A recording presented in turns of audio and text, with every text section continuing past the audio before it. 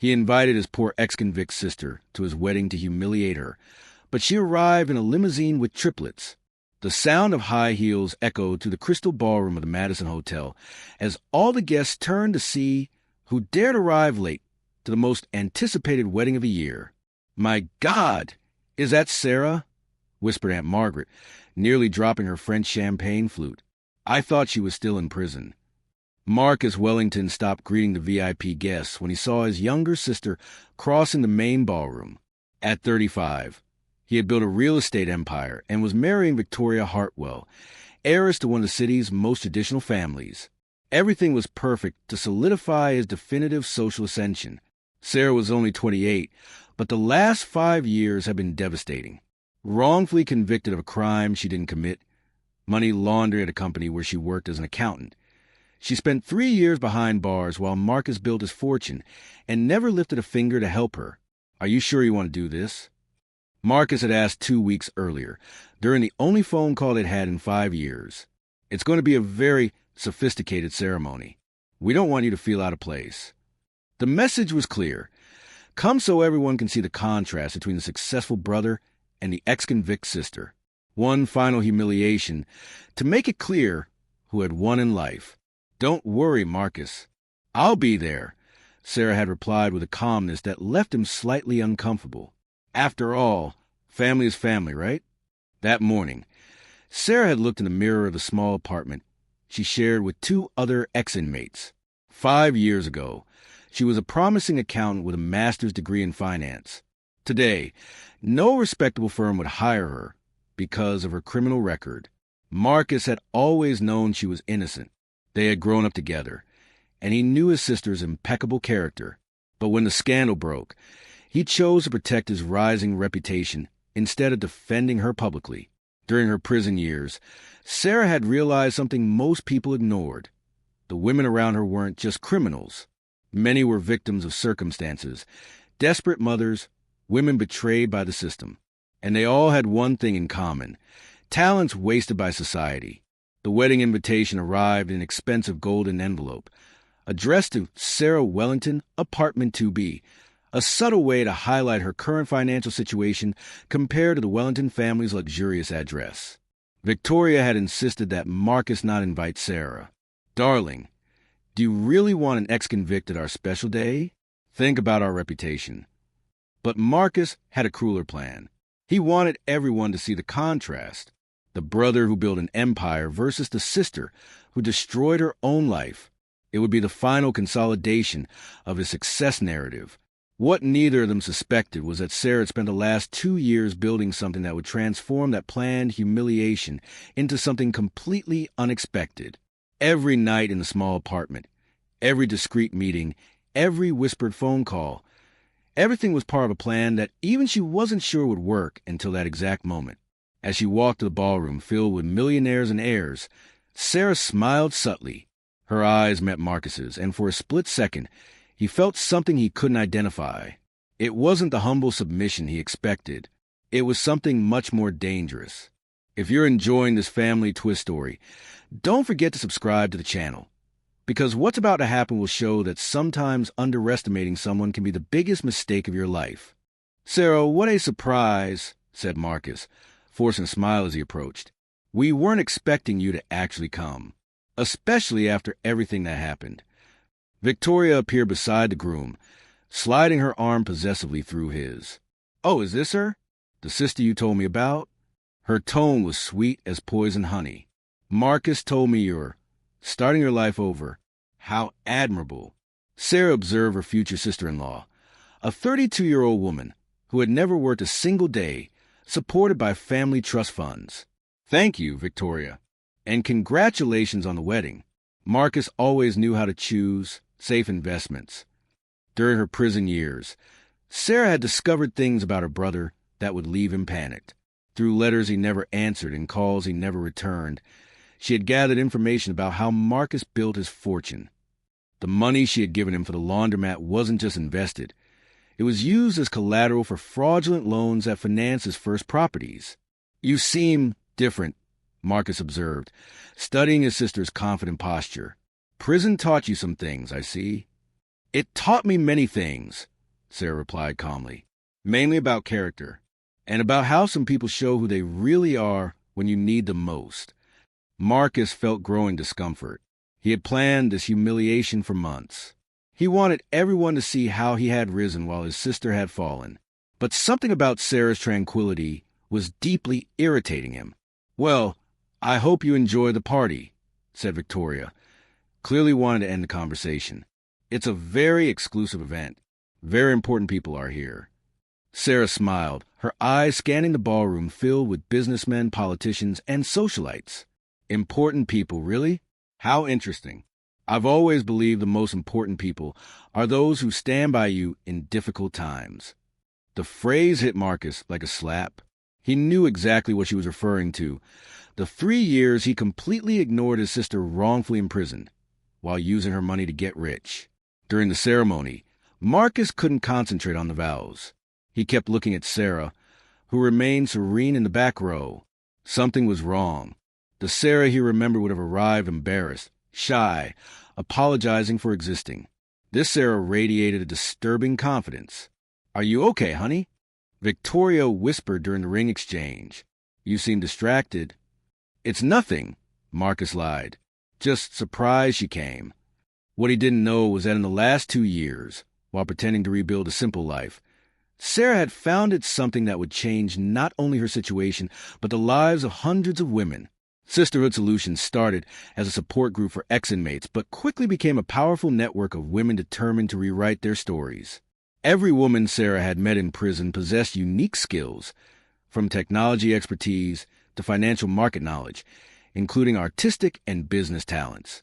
What was missing was opportunity and initial capital. And Sarah had found both in a way Marcus could never imagine. At the end of the ceremony, Marcus watched Sarah greeting some guests with a familiarity that left him perplexed. How did she know Senator Morrison? Why was Magnate Peterson's wife talking to her like they were old friends?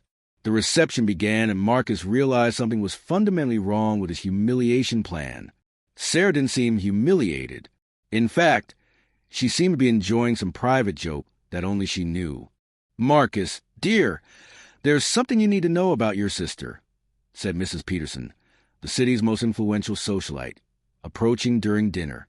"Sarah reached out to me 6 months ago. She has an absolutely brilliant business proposal." Marcus's blood ran cold. What kind of proposal? "Professional reintegration for women in vulnerable situations. My foundation invested $500,000 in her project. It's revolutionary." While Mrs. Peterson continued talking, Marcus watched Sarah across the ballroom. She was chatting animatedly with 3 executives he had tried to impress for months without success. How had an ex-convict achieved in 6 months what took him years to attempt? Sarah had met Amanda Rodriguez in prison, a former CEO convicted of corporate fraud, but who possessed impressive knowledge about financial markets. During the long nights in their cell, Amanda had taught Sarah everything about investments, networking, and how to turn crises into opportunities. "Prison showed me one thing," Amanda had said. "Society discards women like us, but our brains didn't stop working. If we can get capital and credibility, we can build something they'd never expect." Sarah had also become close to Lisa Chun, a former hacker serving time for banking system intrusion. Lisa possessed extraordinary technological skills and a network of contacts in the digital world that opened impossible doors. "Did you know your brother has at least 15 irregular loans registered in the system?" Lisa had revealed during one of their conversations. "And that he used falsified documents to get 3 main properties?" The third crucial ally was Dr. Elena Vasquez, a former lawyer who lost her license for exposing judicial corruption. Elena knew every legal loophole, every detail about how powerful men hid their financial crimes. Together, the 4 women had created Phoenix Rising, officially a social reintegration consultancy, but in practice a machine for exposing and bringing justice to men who abuse power and abandon women in critical moments. The project had started small, but when Sarah presented her personal case, a brother who used her money to get rich while she rotted unjustly in prison, the other women saw the perfect opportunity for a large-scale test. "Mrs. Hartwell," Sarah approached the bride's mother during the cocktail hour. "Could I speak with you for a moment?" It's about some investments your family might find interesting. Eleanor Hartwell, matriarch of a century-old fortune, turned intrigued. In the last 20 minutes, 3 different people had mentioned Sarah Wellington's name as the new consultant who's revolutionizing market. Marcus never mentioned you worked in financial consulting, said Mrs. Hartwell, clearly confused. Marcus doesn't know many things about my current life, Sarah replied diplomatically. He's been too busy building his empire to pay attention to family. Across the ballroom, Marcus received a call that made his face go completely pale. It was his main accountant, James Mitchell. Marcus, I need to speak with you urgently. There are some documents circulating that, well, some investors are asking questions about the origin of the initial capital for your first properties. What kind of questions? Marcus whispered, stepping away from the guests. Questions about those $12,000 from 2019. They want to know if you properly declared the origin of that amount. Marcus hung up with trembling hands. Only one person in the world knew about those $12,000. And she was there, at his wedding, calmly talking to people who could destroy his reputation with a simple conversation. For the first time in 5 years, Marcus approached Sarah with something other than arrogance. It was almost fear. "We need to talk," he said, trying to sound casual. Sarah looked at him with that same disturbing serenity. "Of course, Marcus. After all, we have so much to talk about after all these years of silence, don't we?"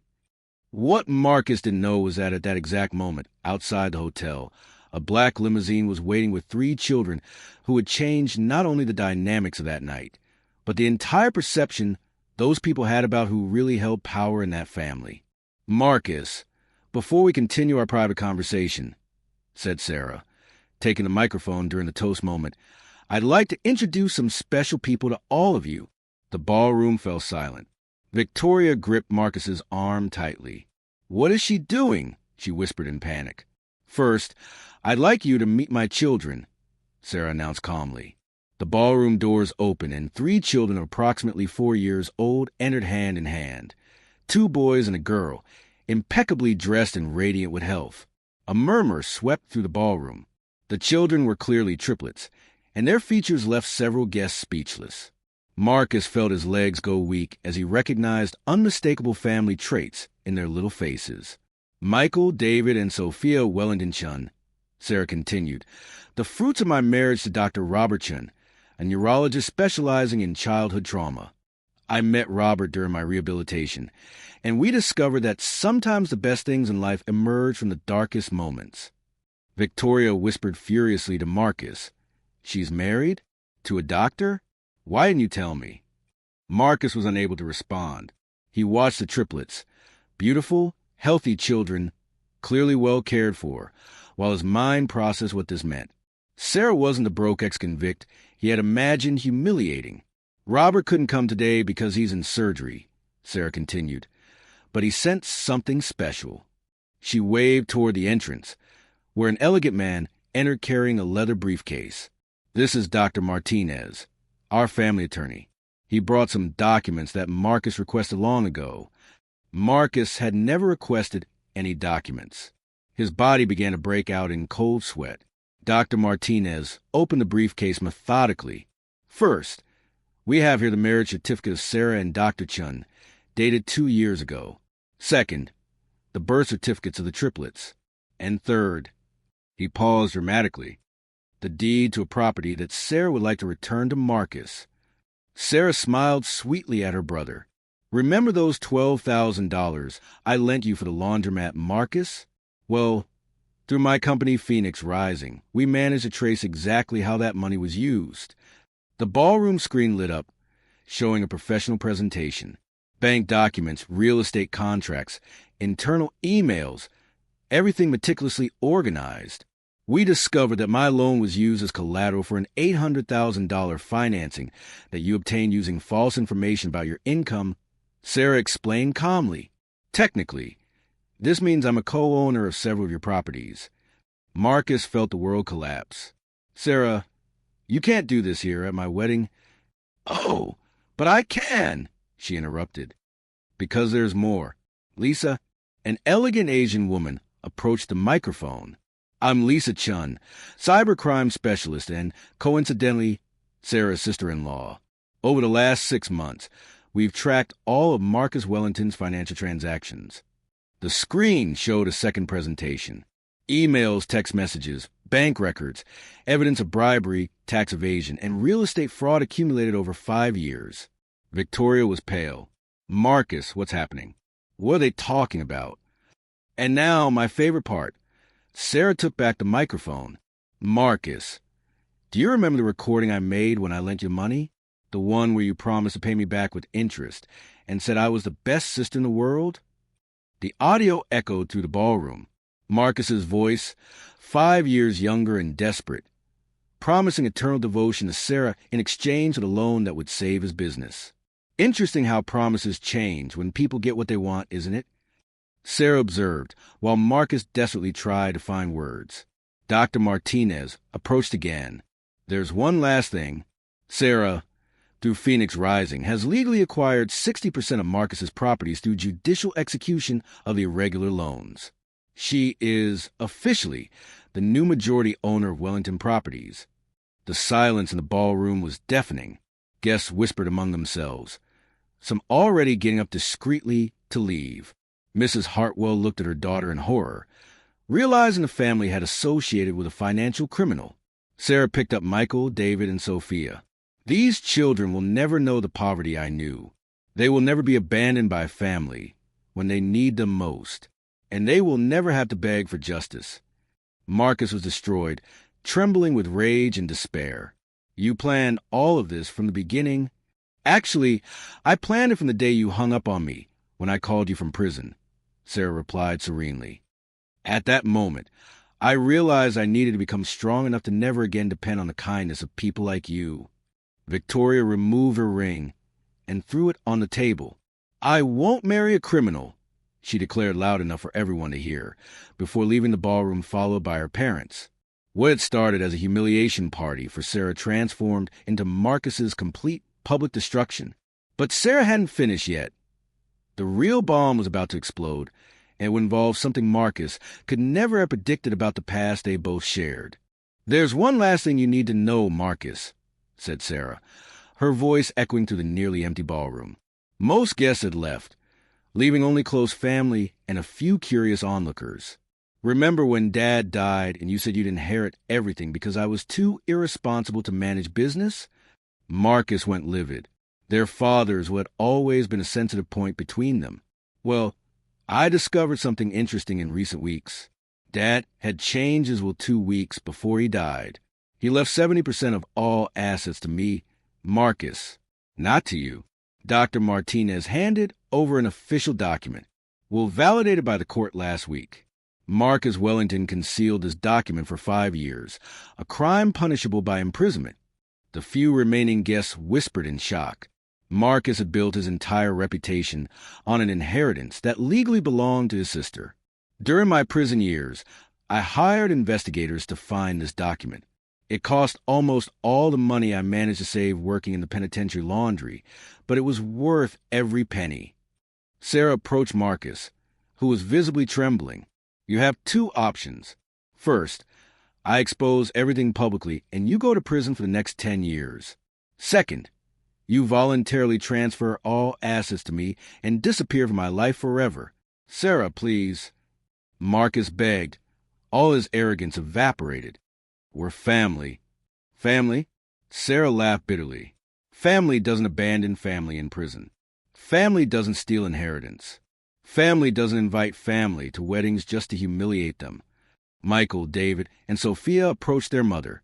Michael, the most talkative of the triplets, looked at Marcus with childish curiosity. Mommy, is this the bad uncle you said taught you to be strong because of him? The innocent comment hit Marcus like a punch. Sarah had turned his cruelty into a life lesson for her children. 6 months later, Marcus lived in a modest apartment in another city, working as a real estate salesman for other people. His reputation was ruined. His friends had abandoned him, and Victoria married a European banker. Sarah, on the other hand, expanded Phoenix, rising into a national organization. Wellington Properties became Rising Phoenix Properties, a company that offered dignified housing for women in transition. The triplets grew up in a mansion that once belonged to Marcus himself, surrounded by love, stability, and the certainty that their mother was a warrior. "Prison broke me completely," Sarah said during a motivational speech for businesswomen. "But it taught me that sometimes we need to completely fall apart to be reborn as something much more powerful." She established a $2 million fund to help wrongfully convicted people, financed entirely with assets recovered from Marcus. Every case Phoenix Rising solved became a testament to the power of personal resurrection. Marcus tried calling Sarah only once, on the first Christmas after the wedding fell apart. She answered, listened silently to his pleas for forgiveness and apologies, and replied, "Marcus, I forgive you, but forgiving doesn't mean forgetting, and it definitely doesn't mean trusting again." Dr. Robert Chum became one of the country's most respected neurologists, and the triplets grew up bilingual, talented, and surrounded by the inspiring story of how their mother transformed the greatest betrayal of her life into the foundation of a powerful family legacy. Sarah learned that true revenge wasn't destroying Marcus. It was building something so grand that he became irrelevant. Every success of hers was living proof that character beats cruelty, intelligence defeats arrogance, and that the strongest people aren't those who never fall, but those who rise more powerful than before. Marcus tried to destroy Sarah, but ended up providing her with exactly the motivation needed to become an unstoppable force. Sarah discovered that the best revenge isn't returning the evil received. It's achieving a success that your enemies could never imagine, becoming a living example that character always defeats cruelty. If this story of overcoming injustice touched your heart, don't forget to subscribe to the channel for more stories that prove sometimes what seems like our end can become our most powerful new beginning.